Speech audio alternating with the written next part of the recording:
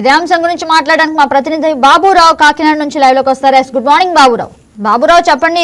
అంటే ఈ వర్షం వాతావరణంలో డిఫరెన్షియేషన్ చేస్తూ ఎప్పటికప్పుడు పడుతూనే ఉంది. దీనికి ప్రత్యేకంగా వాతావరణ శాఖ చెబుతున్న కారణాలు ఏంటి? దీనికి ప్రత్యేకమైన కారణం ఏంటంటే చెట్లు నరికేయడం ప్రధాన కారణం.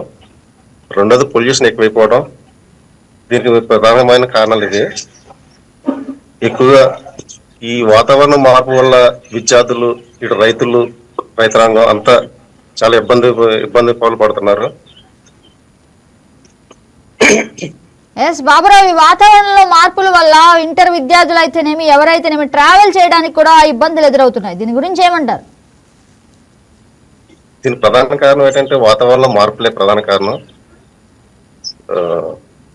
దీని ట్రాన్స్పోర్టేషన్ అనేది అందుబాటులో లేకపోవడం కూడా ప్రధాన కారణం. ఎందుకంటే వర్షాలు, అకాల వర్షాలు, తర్వాత అధిక ఎండలు, దీనికి బాడీ డిహైడ్రేషన్ అయిపోయి కళ్ళు తిరిగే ప్రమాదం ఎక్కువ ఉంటుంది. దీన్ని ప్రభుత్వం గుర్తించి అక్కడక్కడ చలివేంద్రాలు లాంటివి కొన్ని షెల్టర్లు ఉపయోగిస్తే బాగుంటుందని ప్రజల యొక్క ఉద్దేశం. ఈ వీడియో మీకు నచ్చినట్లయితే లైక్ చేయండి, షేర్ చేయండి, మా ఛానల్ కి సబ్స్క్రైబ్ చేయండి.